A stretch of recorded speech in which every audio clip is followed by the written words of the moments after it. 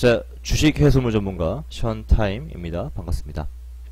자, 지금은 친절한 형제들의 이 회사라는 이 단체 안에서 활동하고 있는 션타임 대표 허재강입니다. 네, 그래서 편하게 좀 불러주시면 될 것 같고요. 자, 오늘도 국내 선물 강의를 계속 진행할 예정입니다. 자, 저번 강의에 이어서 추세선 강의에 대해서 진행할 예정인데요. 자, 저번 강의에는 추세선을 어떻게 그리는지, 그리고 또 추세선을 이용을 해서 어떤 식으로 수익을 낼 수 있는지, 그 추세선을 이용한 수익 내는 기법에 대해서 강의를 해드렸다고 한다면은, 이번에는 조금 다른 개념을 진행해 보도록 하겠습니다.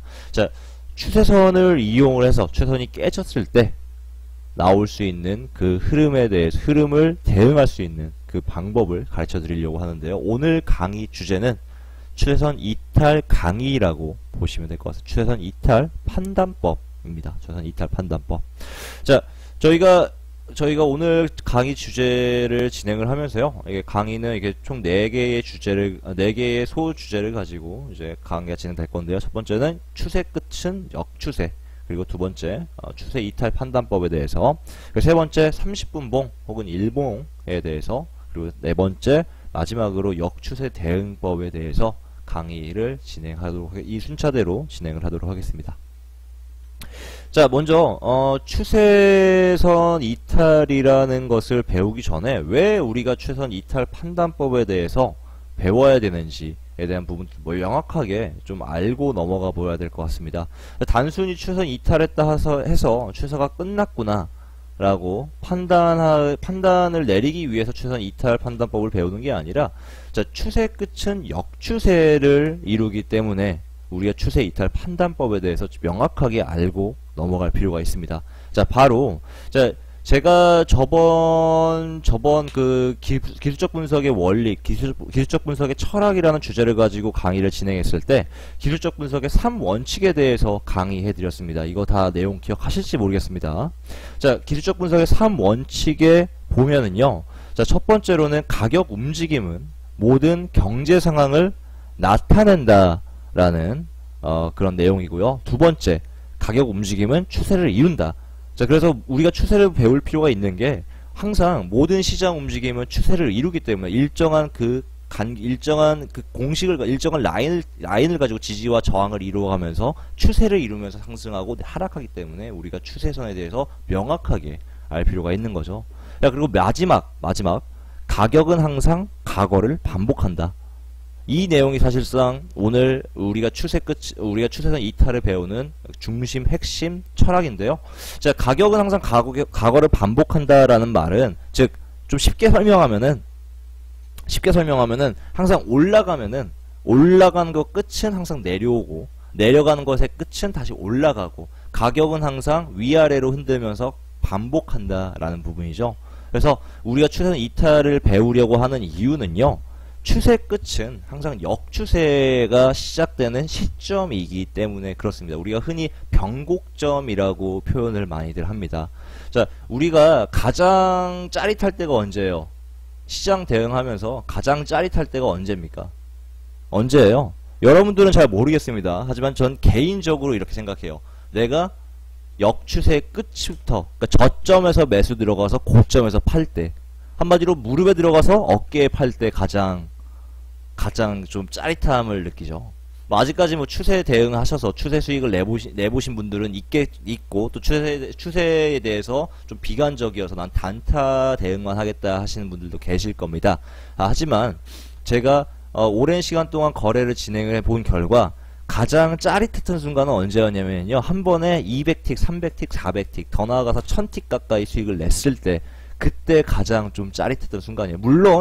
물론 이제 거래를 내 기분을 위해서, 내 그때의 그 짜릿했던 기분을 위해서 거래하는 건 아니지만, 하지만 저점에서 잡아서 고점에서 팔고, 그래도 고점에서 매도를 잡아서 저점에서 파는 이 방법이 가장 스마트한 방법일 거예요. 그렇죠?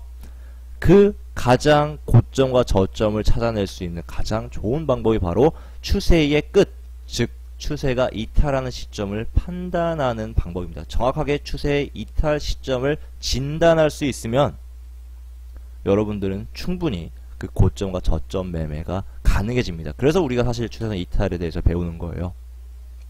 자, 제가 개인적으로 생각했을 때는 추세선보다도 더 중요한 게 추세선 이탈 판단법입니다. 자, 추세라는 것은 어떻게 보면 여러분들이 중간에 올라타야, 추세선을 알면 뭐합니까? 여러분들이 중간에 올라타야 되는 그런 어려움이 있죠. 자, 추세선을 항상 보다 보면은 이런 경우가 많이 발생을 해요. 자, 추세가 이렇게 이루어지고 있습니다.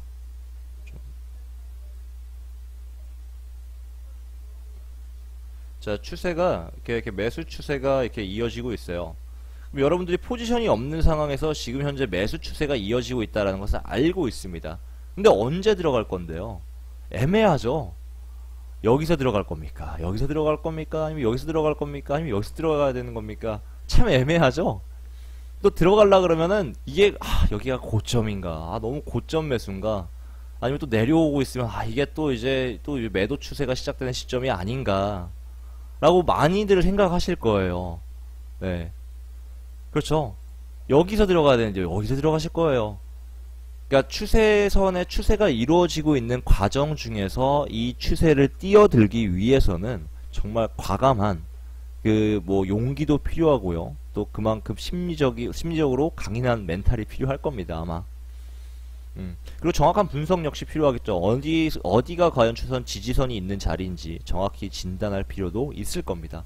그래서 사실 추세선에서 중간에 끼어든다라는 것은 정말 좀 쉬운 일은 아니에요. 근데 만약에 이렇게 생각하시면 어떨까요?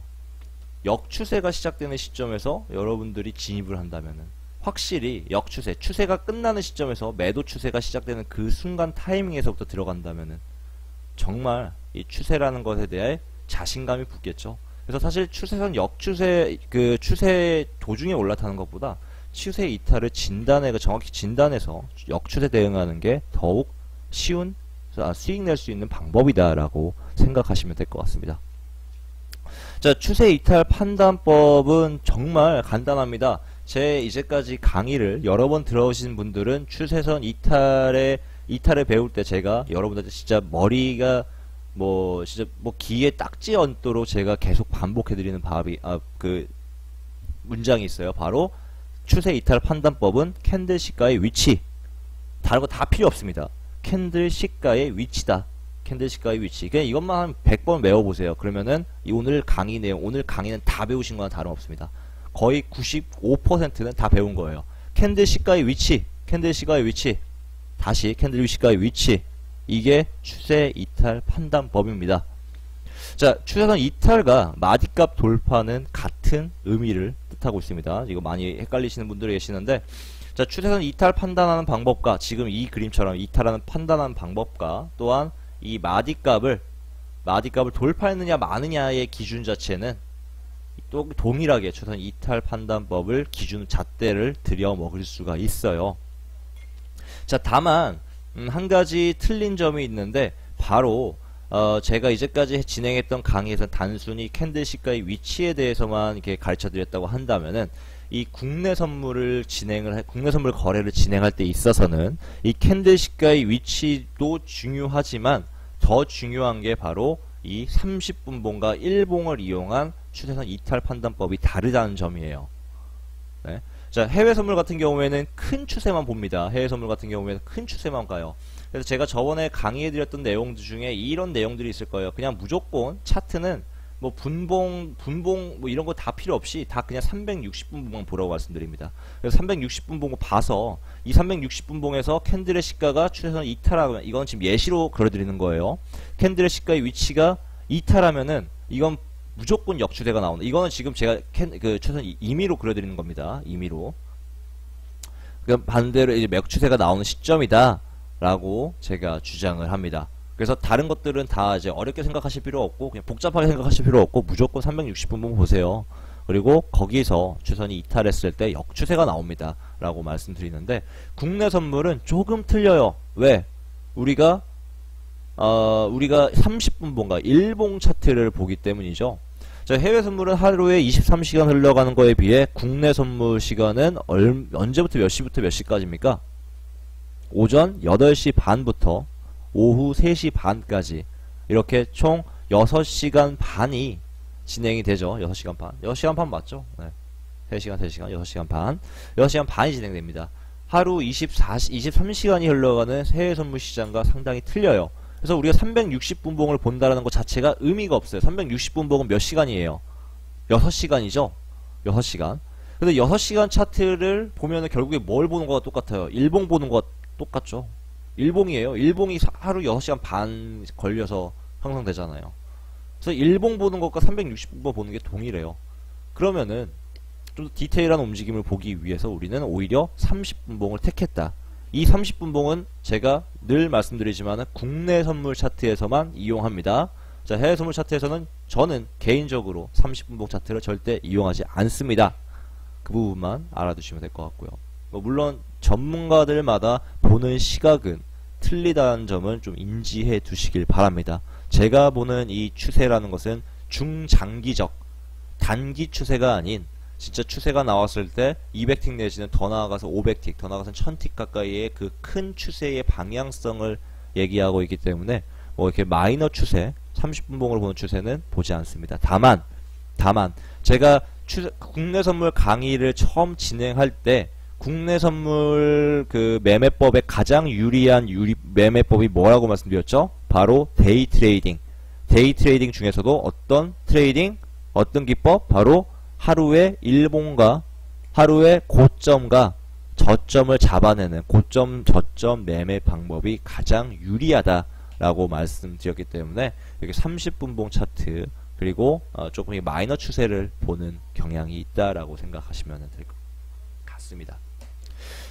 자, 그래서 추세선 이탈 판단법은 아까 지금 말씀드렸던 대로 캔들시가의 위치가 전부예요. 캔들시가의 위치가 모든 것을 판단 짓습니다. 여러분들 흔히 이 추세선이 이탈됐다 안 됐다라는 기준 자체를 많이 애매하게 모르시는 분들이 많아요. 그래서 당하는 게 뭐예요? 자, 추세선이 이렇게 이루어지고 있습니다. 추세선이 이렇게 이루어지고 있어요. 자, 추세선은 항상 상단과 하단 추세선이 같이 공존해야 되고 평행을 이루어야 됩니다. 절대 만나서도 안 되고 벌어져서도 안 돼요. 벌어지거나 좁아지면은 이거는 추세가 아니라 뭐일 가능성이 높다? 횡보일 가능성이 높다. 네. 말씀드렸죠. 제가 저번에 일전에 제가 진행했었던 12주 차트 강의 보면은 깃발 횡보라는 개념이 있습니다. 뭐예요? 파동의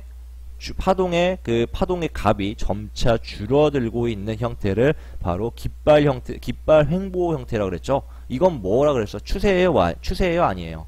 이건 추세가 아닙니다. 이거는 횡보입니다. 횡보. 정확하게 횡보예요. 그래서 이 상단과 하단 추세선은 항상 만나면 안 됩니다. 평행을 이루어야 돼요. 만약 이 추세선이 꺾이고 만일 이 추세선 자체가 이탈이 돼가지고 그 상단 추세선을 돌파했다. 매수 추세일 경우에 상단 추세선이 돌파했다라고 한다면은 그 위에 생겨나는 그 상단 추세선 역시 이 하단 추세선과 평행을 이루어야 됩니다. 그래서 추세선은 항상 만나면 안 돼요. 여러분들이 하는 가장 큰 오류 중에 하나가 추세선이 만나기 때문에 오류가 생깁니다. 추세선은 절대 만나지 않습니다. 아시겠죠? 제가 지금 말씀드린 거는 일반적으로 하는 실수에 대해서 말씀드리는 거예요. 일반적인 실수. 여기 계신 분들은 다 안 그럴 거라고 알죠, 저는. 여기 계신 분들은 다 우리한테 친절한 형제들, 그리고 저 포함해서 친절한 형제들에게 교육을 받으신 분들은 그런 오류는 범하지 않을 거라고 저는 믿고 또 알고 있습니다. 아시겠죠? 제가 막고 있길 바랍니다. 배울 때 제대로 배우세요. 개념 자체를. 그러니까 뭐 강의 전부를 따라오시려고 하지 말고 진짜 그 핵심 내용들만 좀 이렇게 포인트를 좀 잘 잡아내시기 바랍니다. 이 오늘 캔들 추세선 이탈의 판단의 핵심 포인트는 바로 캔들시가의 위치. 이것처럼 추세선의 핵심 포인트는 뭐였나요? 추세선 3원칙이었죠. 그런 핵심 포인트들을 잘 캐치해내셔서 거기에 따라서 시장 대응을 하시면 될 것 같습니다. 제가 진행하다가 조금 이제 갑자기 헷갈렸는데 이거였죠. 여러분들 제대로 된 캔들 이탈 판단법이 없기 때문에 어떤 실수를 많이 하냐면은요. 자, 봅시다. 자, 캔들이 제가 지금 그림으로 이게 선으로 이은 거지만 이건 다 캔들일 거예요. 그렇죠? 캔들인데 자, 봅시다. 지금 캔들이 이 고점에서 상단 추세선의 저항을 받아서 내리눌렸어요. 상단 추세에서 저항을 받아서 내리눌렸습니다. 내리눌리면서 내려와요. 그러면서 이 추세선 이탈하려고 합니다. 자, 자, 이 추세선의 지지선 값이 대충 한 5일 기준, 국내 선물 기준으로 330.00이라고 칩시다. 330.00. 근데, 이 지금 현재의 이 캔들의 저가가 329.50까지 내려와 버렸어요. 그럼 여러분들 드는 생각이 뭐예요? 아, 이거, 매수 추세 끝났네. 이제 매도 추세 시작되겠다. 그렇죠? 그러니까 여러분들이 오류가 생기는 겁니다. 자, 이게 캔들이 완벽하게 마무리 짓지 않은 시점에서 이렇게 내려오는 것은 어떤 형태를 불러올 수 있냐면요. 바로 이런 거. 여러분들 흔히 많이 보시는 걸 거예요. 이런 거. 이렇게. 그러면서 다시 가격은 올라갑니다. 자, 뚫을 줄 알았는데 뚫은 게 아니라 오히려 긴 꼬리를 남기고 상승하더니 다시 올라가 버립니다. 제가 캔들 기초학 시간 때 강의 진행해 드렸었는데 이런 캔들 형태를 뭐라고 의미한다라고 말씀드렸죠? 바로 반전 상승형, 반전 추세의 반전형입니다. 즉 내려오던 힘이 바로 이 긴 꼬리와 그리고 위에 짧은 몸통이 형성되는 이 망치형의 형성으로 인해서 가격이 다시 반등해 버리는 거죠. 즉 매수 추세가 계속 유지가 되는 거예요. 매수 추세가. 한마디로 매수 추세가 계속 유지되는 발판이 형성되는 거예요. 여러분들이 생각했던 이 이탈했다라고 생각했던 이 기준 자체가 결국에는 이탈한 게 아니라 추세를 더욱 매수 추세를 연장시켜 버리는 그런 형태의 움직임으로 이어지게 된다라는 거죠. 그래서 여러분들이 하는 실수가 또 뭐가 있냐면은 여기서 손절을 또 죽어라 안 해요. 손절은 죽어도 싫어. 나는 무조건 홀딩 해야 돼. 내려갈 거니까. 언젠가 내려가니까. 션타임이 가격 추세는 항상 가격은 항상 과거를 반복하는데 무조건 이건 내려와. 다시 내려와. 물론 다시 내려오겠죠. 근데 여러분들의 그 자금을 버틸 수 있겠냐는 거죠. 뭐 보시면 어떤 분들은 이 저점에서 한 10계약 한 5계약 태웁니다. 나는 여기 올라가면은 이제 거의 뭐 걷잡을 수 없이 손실이 막 늘어나기 시작해요. 이게 매수 추세가 언제 끝날지 모르겠어요. 언젠간 내려오겠죠. 언젠간 내려오겠는데 안 내려와요. 자, 일례로 이런 경우 있습니다. 제가 리딩을 진행하다 보면은 가끔씩 제가 전화를 많이 받아요. 무슨 전화를 받냐면은, 션타임님, 지금 제가 거래가 지금 많이 힘들어서요. 뭐 때문에 그러십니까? 라고 물어보면은, 제가 국선 어딜 들어갔는데요. 제가 보니까 이게 손절을 안 달아가지고 이게 지금 계속 물려 있어요. 어디 들어가 계시는데요? 하고 여쭤봤더니, 지금 325.00에 들어가 있어요. 라고 전화가 왔어요. 근데 그게 전화를 언제 주셨냐면은 이 시점대에서.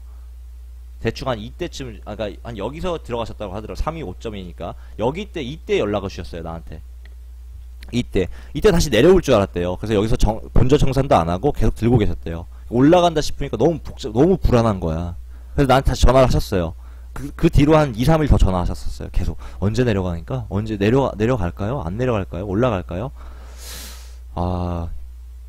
내려오긴 했죠. 다시 내려오긴 했습니다. 아마 뭐 좋아하실 거예요. 그분은. 근데 아마 제가 알기로는 손절한 걸로 알고 있어요. 이때 갭상승 나왔을 때 그냥 로스컨 난 걸로 알고 있습니다. 아마 뭐 더 이상 못 버티시겠다고 하셔가지고 중간에 또 물타기도 하셔가지고 못 버티겠다고 손절하셨던 걸로 기억합니다. 다시 내려가긴 했지만 이런 오류가 발생하는 거예요. 그분은 추세가 끝난 줄 알았대요. 근데 추세가 끝난 줄 알았더니 봤는데 추세가 끝난 게 아니라 긴 꼬리를 남기면서 오히려 다시 올라가더래요. 자, 이런 오류들이 많이 발생하죠. 그래서 여러분들이 추세선 이탈 판단법에 대해서 제대로 알고 있을 필요가 있습니다. 바로 제대로 알기 위해서는 항상 캔들시가의 위치, 속으로 계속 외워보세요. 캔들시가의 위치, 이거를 정확하게 이 개념을 알고 계셔야 됩니다.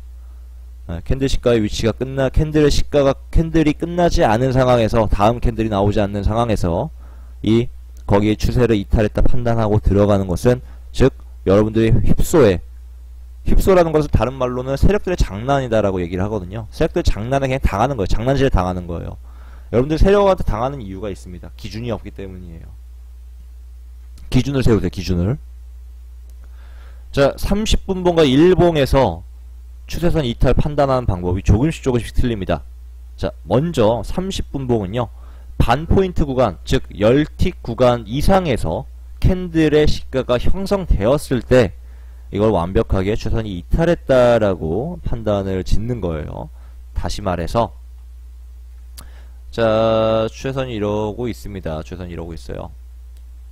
자, 매수 추세가 이어지고 있습니다. 매수 추세가 이어지고 있는데, 자, 언제 내려왔는데, 언제 그 매수 추세가 끝났구나라고 이제 판단을 짓나요? 바로 캔들의 시가의 위치가 이 밖에서 형성이 됐을 때. 근데 밖에서도 언제? 바로 이 캔들 시가의 위치가 이 추세선 지지선 구간보다 10틱 아래에서 시작이 됐을 때, 이걸 완벽하게 이탈했다라고 보는 거예요. 자, 즉, 만약에 추세선 지지선이 330.00에서 있다라고 한다면은 330.00에 있다라고 한다면은 이 시가가 329.50 밑으로 329.50 혹은 그 이 밑으로 캔들의 시가가 형성이 되어야 완벽하게 이 추세선이 이탈되었구나라고 판단을 짓는 거예요. 몇 틱? 반 포인트 10틱. 10틱 구간 이상의 구간에서 캔들의 시가가 형성이 되어야 됩니다. 그 안에 있을 때는 그렇게 보는 게 아니에요. 자, 근데 일봉은 조금 틀립니다. 일봉에서 캔들 시가의 위치는 그냥 이 추세선 밖에서 형성되는 것만으로도 바로 시가가 이탈했구나, 추세가 이탈했구나라고 판단 지을 수가 있습니다. 자, 왜 30분봉과 일봉과 이 판단하는 방법이 조금씩 틀릴까요? 자, 제가 좀 아까도 시작전에도 말씀드렸지만 30분봉은 마이너 추세, 추세가 좀 작은 추세의 형태를 이제 판단을 할 때 30분봉을 사용하고, 그래서 하루 데이 트레이딩을 이용할 때 용이하게 사용된다라고 말씀드렸죠. 자, 하지만 일봉 차트는요, 큰 추세를 바라볼 때, 큰 추세를 보기 위해서 이 일봉 차트를 이용을 합니다. 그렇기 때문에 이 캔들 시가 위치가 밖에서 형성되기만 해도 이거는 그냥 이게 이탈됐구나라고 판단하시면 될 것 같아요. 쉽게 말씀드리자면은 그 30분봉에서 이탈했다 하더라도 아까 일봉상으로는 아직까지는 형성이 완벽하게 된 게 아니에요. 캔들의 시가가 밖에서 형성이 끝난 게 아니에요.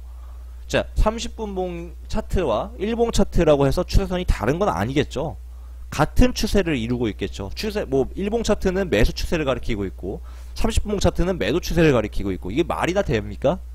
그럼 시장 대응은 어떻게 해야 되는 거예요? 그럼 일봉 대응하는 사람들은 난 매수 들어가고 30분봉 대응하는 사람들은 나는 매도 대응하는 겁니까? 그럼 둘 중 하나는 맞겠네. 50대 50이네. 이거 참, 이게 토토도 아니고, 그쵸? 그래서 30분봉과 일봉 차트는 동일한 추세선을 가지고 있어요. 동일한 추세선을 가지고 있습니다. 다만 이 일봉 개념에서 30분봉 차트를 한번 보시라 이거죠. 만약에 이 30분봉 차트가 여기 추세선 밖에서 시작됐다 하더라도 일봉에서 봤을 때는 아직까지는 마지막 종가가 나오지 않은 그런 상태일 겁니다. 그렇죠? 이게 하나로 연결되어 있을 테니까요. 이게 10틱 밖에서, 제가 10틱이라고 기준선을 두는 이유는 대략적으로 평균적으로 이 10틱 이상으로 이제 추세선 밖에서 캔들 시가가 형성됐을 때 확실히 거의 높은 확률로 80% 이상의 확률로 이게 이탈되는 경우를 보이기 때문에 제가 이렇게 잡아드리는 거예요. 자, 그래서 이 캔들의 시가의 위치는 30분봉 차트로 봤을 때 10틱 이상의 구간에서 형성됐을 때 이게 필요하다. 아시겠죠? 여기까지 다 이해가 되시면 한번 1번씩 눌러주세요. 여기까지 좀 이해가 된다. 왜 30분봉 차트는 왜 10틱 구간이고 일봉은 왜 추세선 밖에서만 형성돼도 그냥 추세선 이탈로 보고 있는지, 그거에 대해서 이해되시는 분들 1번씩만 눌러주세요. 네, 알겠습니다. 자, 이렇게 생각하시면 될 것 같습니다. 자, 그래서 해외 선물과 국내 선물은 엄연히 조금씩 틀려요. 그 조금씩 다른 부분 때문에 제가 이 12주 차트 강의와 비슷한 강의를 다시 진행하는 거예요. 제대로 알려드리려고. 사실 그냥 이렇게 말씀드릴 수 있어요. 유료 결제하시고요. 그냥 유료 그 동영상 보세요. 대략적인 개념만 잡아드릴 수 있겠습니다. 이 개념만 잡아드릴 테니까 유료 결제하시나요? 보세요. 이렇게 말씀드릴 수도 있는데, 그냥 그렇게 하지 않는 이유는 하나라도 여러분들이 조금씩이라도 개념을 잡아두라고. 정확한 개념을. 물론 이 녹화 동영상은 아카데미 회원한테만 공개가 됩니다. 나중에는 녹화부는요. 아시겠죠? 그래서 배울 때 제대로 배우세요. 배울 때. 자, 이제 우리가 추세가 끝나는 시점, 즉 추세가 이탈하는 판단법을 제대로 배웠습니다. 이것만 알고 계시면 된다고 했죠. 바로 뭐예요? 캔들 시가의 위치. 다시 캔들 시가의 위치. 이것만 알면은 다 끝난 거예요. 다 오늘 핵심 끝. 근데 이제 캔들이 이탈 추세가 끝나는 시점을 알았으니까 이제 우리가 이제 추세가 끝나면은 역추세를 어떻게 대응해야 되는지 알아야 될 거 아닙니까? 네? 그렇잖아요. 뭐 추세가 끝나기만 알면 뭐합니까? 어디서 어떻게 들어가고 얼마만큼 대응해야 되는지 그걸 알아야겠죠. 그게 핵심 포인트겠죠. 그게 우리의 수익일 테니까요. 그쵸? 1만 알고 2는 모르면 안 되겠죠. 자, 그래서 이제 두 가지의 이제 역추세가 나왔을 때 두 가지의 그 흐름대로 추세가 나옵니다. 자, 첫 번째로는요, 바로 파동값만큼 추세가 나온다. 두 번째, 대마디가 있느냐, 없느냐, 대마디까지 추세가 나온다. 라고 생각하시면 될 것 같습니다. 자, 첫 번째 파동값은요, 뭘 의미하냐면요, 우리가 주로 보는 파동이라는 것은 엘리엇 파동을 기반으로 모든 파동 이론이 조금씩 파생되어 나갑니다. 자, 그 말 뜻은 뭐냐면은, 즉, 작용 반작용이에요. 작용 반작용. 내가 끌어당긴 만큼 올라가고 또 올라온 만큼 끌어내려지고요. 이거는 지금 하나의 그냥 그림인데, 즉 어떤 걸 말하냐면 작용 반작용을 의미하죠. 내려온 만큼 올라가고 또 만약에 저항을 돌파하면은 이 내리눌린 만큼 올라가고 이게 파동이잖아요. 파동. 그렇죠. 그래서 이걸 뭘 의미하냐, 즉 만약에 매수 추세가 이어지고 있습니다. 매수 추세가 이어지고 있는데 매수 추세가 끝나고 추세가 이탈합니다. 추세가 이탈해요. 확실하게 캔들의 시가의 위치가 밖에서 형성이 됐습니다. 밖에서 형성이 됐어요. 그랬을 경우에 얼마만큼 추세를 우리가 흔히 기대할 수 있느냐? 바로 이 추세의 값만큼은 이어갈 수 있다라고 보시면 될 것 같습니다. 어디 기준으로부터? 바로 추세가 이탈한 그 시점의 기준으로부터 이 추세 폭만큼의 추세가 이어질 수 있다. 물론 여기 추세를 판단하는 추세가 이탈했을 때 얼마만큼 폭의 역추세가 나올지를 판단하는 방법은 여러가지 또 요소들이 작용은 해야 돼요. 제가 뒤에 설명해드릴 이 시황적 뉴스 내용들, 그리고 뭐 여러가지 또 봐야 되는 파동 이론들 여러가지가 있지만, 일단 기본 베이스는요, 바로 이 추세가 나온 폭만큼의 추세가 나온다, 네, 라고 생각하시면 될 것 같습니다. 그래서 파동값만큼 역추세가 나온다. 그래서 만약에 역추세가 시작되면은요, 여러분들이 매도를 진입하더라도 얼마만큼 대응해야 되는지 대략적으로 알겠죠. 자, 여러분들이 추세 대응하면서 많이 아쉬운 게 뭐냐면 청산가가 아쉽죠. 청산가가 항상 늘 청산가가 아쉬워요. 내가 진짜 정확하게 무릎은 짚어내는데 언제가 어깨인지 모르겠어 라는 분들 많으시잖아요. 무릎에서 사서 어깨 팔아야 되는데 어깨가 도대체 어디야? 이 새끼 이 파동의 이 추세의 키가 얼마만큼인지 모르는 거예요. 다 판단이 안 되잖아요. 가늠이 안 가잖아요. 자, 지금 목이 조금 칼칼해져가지고 공기가 좀 건조하네요. 잠시만요. 자, 그래서 이 추세를 대응하는 이 방법은요, 역추세가 나왔을 때 파동의 값만큼만 일단은 일시적으로, 그 파동의 값만큼은 기본적으로 내가 대응할 수 있다라고 보시면은 될 것 같습니다. 자, 두 번째 방법, 바로 역추세 대마디 확인 방법입니다. 대마디 확인 방법. 자, 단순하게 이 추세의 폭만큼 대응하자고 하니 이게 너무 약간 포괄적이죠.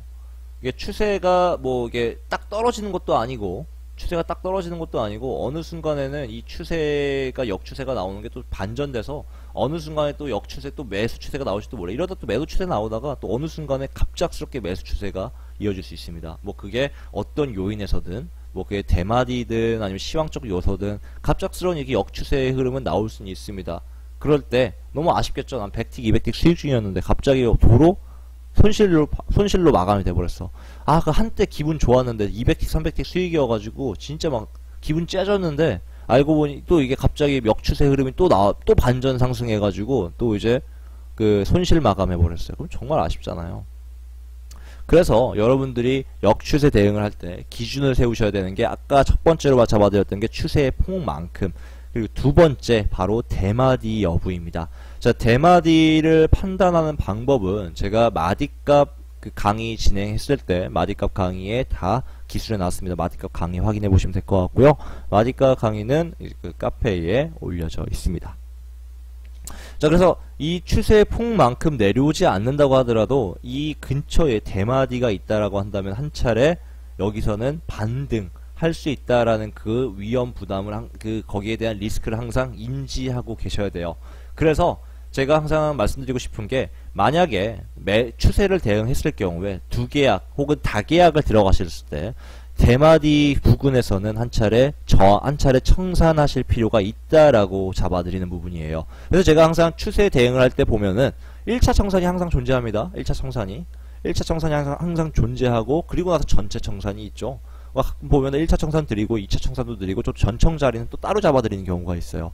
1차 청산은 뭐 105틱, 2차 청산은 뭐 210틱, 3차 청산은 뭐 한 400틱, 500틱 이렇게 잡아드리는 경우가 있습니다. 바로 이런 대마디가 있는 그런 구간 때문에 그런 거죠. 대마디 위치를 잘 파악하셔서 그 전에 이 추세의 파동폭만큼 내려오지 않았다라고 하더라도 이 구간에서 한 차례 1차 청산을 보내줄 필요가 있다. 왜? 리스크를 최소화시키기 위해서. 아시겠죠?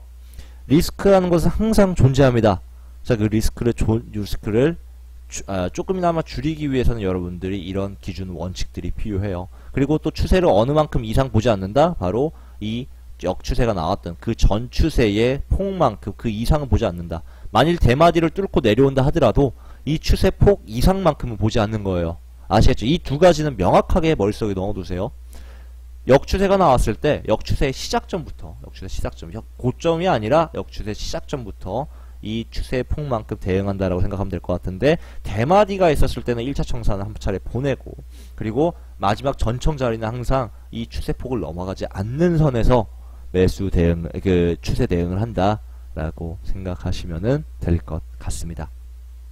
자, 그래서 오늘 추세 판단, 이탈 판단법에 대해서 배워봤는데요. 결국에 뭐 별거 없습니다. 우리가 추세 이탈에 대해서 정확히 알고 있어야 되는 이유는 바로 딱 한 가지밖에 없습니다. 바로 추세가 끝나면 역추세가 나오기 때문이죠. 가격은 항상 과거를 반복한다라기 때문이에요. 자, 이건 뭐 사이드인데 한 가지만 말씀드릴게요. 가격이 항상 반복할 수밖에 없는 이유에 대해서 말씀드리겠습니다. 우리는 이 지구라는 곳에서 한정된 자원을 가지고 거래가 진행됩니다. 예를 들어서 부동산을 예를 들어 볼게요. 부동산은 움직이는 자산이 아닙니다. 유형 자산이 아니에요. 꼭 항상 거기 있어요. 항상 움직이는 자산이 아니라 항상 거기에 있는 자산입니다. 근데 왜 부동산의 가치는 매번 바뀔까요? 왜 부동산의 가치가 매번 바뀝니까? 왜 부동산 투기가 생겨납니까? 거기 가치의 가격이 올라갈 것이다 라고 그렇게 기대를 하기 때문입니다. 그래서 모든 시장의 가치는 이 심리라는 요소가 가미되기 때문에 항상 한정된 일정한 자원의 가격이 올라갔다가 혹은 내려갔다가 이러는 거예요. 이걸 국내 선물로 한번 접목을 시켜볼까요? 자, 국내 선물은 뭡니까? 주가 선물입니다. 주가 선물. 이 주가 선물이라는 건 뭘 의미해요? 전체적인 시장이 상승장인지 하락장인지 그거를 예측해서 배팅을 하는 거죠. 즉 시장 자체가 다운될 거라고 생각하면 나는 매도를 대응하는 거고, 시장이 올라갈 거라고 생각을 한다면 매수를 대응합니다. 자, 이거는 약간 해칭과는 조금 무관한 그런 상품이다라고 보시면 될 것 같은데, 어쨌든 간에, 자, 그래서 이 주가 선물을 움직이는 주된 원인도 역시나 심리예요. 심리라는 것은 꺾입니다. 왜? 항상 한정된 자원, 즉 뭐 주식이라는 이런 한정된 자원이 있잖아요. 주식의 가치는 팽창하지만 그 팽창하는 가치는 언젠가 다시 수축이 됩니다. 비즈니스 사이클 아시죠? 비즈니스 사이클. 기업이, 어떤 사업이 갑자기 성장합니다. 그 성장을 계속 이어가다가 어느 순간 그 피크에 올랐을 때 그 이후에 후퇴하기 시작을 합니다. 그랬을 때 우리가 탈출 전략을 그래서 짜는 거죠. 항상 이런 그 경제 생태계가 이루어지고 있기 때문에 이 심리라는 요소 때문에 가격은 항상 반복을 이룰 수밖에 없습니다. 그래서 항상 올라가고 내려가고를 반복하는 거죠. 그래서 우리가 역추세에 대해서 제대로 배워야 될 필요가 있다라는 거예요. 추세 끝은 항상 역추세가 나온다. 다른 거 다 필요 없습니다. 캔들식과의 위치만 기억하세요. 캔들식과의 위치만. 뭐 이런 자잘자잘한 것들은 이제 뭐 가면서 그 시장을 대응하면서 좀 조금씩 머릿속에 기억해 두셨다가 또 자신의 이탈 판단법이 또 생길 수도 있습니다. 하지만 거기에 대한 원칙, 기준 원칙은 캔들식과의 위치가 추세선 이탈을 판단 짓는다라는 점을 알고 계시면 될 것 같습니다. 자, 그래서 오늘 핵심 내용 이 부분이에요. 이 부분. 자, 하이라이트 한번 해드릴게요. 하이라이트.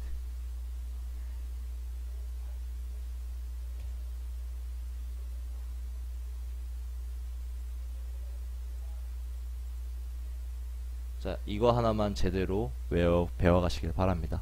자, 그래서 오늘 강의 여기까지 진행하도록 하겠습니다. 모두 추세 이탈 판단법에 대한 강의 내용을 배웠기 때문에 이제 여기에 대해서 대략적인 이제 이론적인 그리고 또 실정적인 감각은 또 추가적으로 리딩을 따라오시면서 제가 매일마다 차트를 그려서 올려드리죠. 차트를 그려서 올려드리는 이유는 매번 말씀드리지만 여러분들의 실전 감각을 끌어올리기 위해서 그래요. 이론으로 알면 뭐합니까? 여러분들 책에서 배운 내용들이 학교에서 책에서 배운 내용들을 이렇게 사회에 나와서 써먹던가요? 실전적으로 실무와 내용은, 이론과 내용은 많이 틀립니다. 그래서 이런 부분 실전적인 감각을 익혀드리기 위해서 끌어올려드리기 위해서 제가 매번 차트 스크랩해서 이렇게 자료들 만들어드리니까 쭉 그거 보시고 또 이 부분적인 이론적인 부분들을 머릿속에 기억하신 다음에 보신다면은 시장을 보는 눈이 확 달라질 수가 있어요. 제 많은 회원분들 중에 이런 말을 많이 합니다. 이 말을 하고 끝을 낼게요. 제 회원분들 중에 이런 분들이 많아요. 저한테서 배워간 게 사실 다는 아니었어요. 저한테 배워간 걸 가지고 100% 써먹지는 않는데요. 그건 저도 인정합니다. 왜? 각자 보는 시장의 눈이 다르기 때문이에요. 나한테 맞는 시장 대응법이 다 틀리기 때문이에요. 근데 중요한 건 뭐냐면 기준이 되는 원칙은 하나씩은 배워가야 된다는 거죠. 그래서 션타임님한테 배워간 기준 원칙으로 시장을 바라보니까 이제 나만의 방법이 보이기 시작을 하는 거예요. 그때 여러분들이 정말 성공한 투자자들이 될 수가 있습니다. 아시겠죠? 이거를 단순히 이렇게 션타임이 가르쳐줬기 때문에 무조건 이렇게 따라가야 돼. 나는 션타임 그림자야. 그렇게 생각하지 마시고요. 전 그거 원치 않습니다. 저한테 맞는 기법이 있고 또 이거를 여러분들이 이해하기 쉽게 하기 편해서 이렇게 풀이해서 말씀드리고 오긴 하지만 여러분들이 스스로 그 원칙을 가지고 있는 게 가장 중요해요. 그래서 이런 기본적인 베이스를 알고 계시고 시장을 바라보신다면은 시장 보는 눈이 정말로 열릴 거예요. 그러시길 정말 바라고요. 또 제가 그렇게 목표하고 있습니다. 자, 모두들 수고하셨고요. 또 다음 시간에는 뭘 강의를 진행하죠? 아마 파동 시간이 되겠네요. 네, 파동에 대해서 강의를 진행하도록 하겠습니다. 파동 이론이 무엇이고 정확히 뭐고 또 이거를 국내 선물에 어떻게 접목시킬 수 있는지 기본적으로 파동 이론의 해외 선물과 국내 선물의 틀린 점이 뭔지에 대한 부분들 명확하게 또 잡아드리도록 할 테니까요. 또 그 시간 같이 참여하셔서 또 배움의 시간이 됐으면 좋을 것 같습니다. 모두들 수고하셨습니다.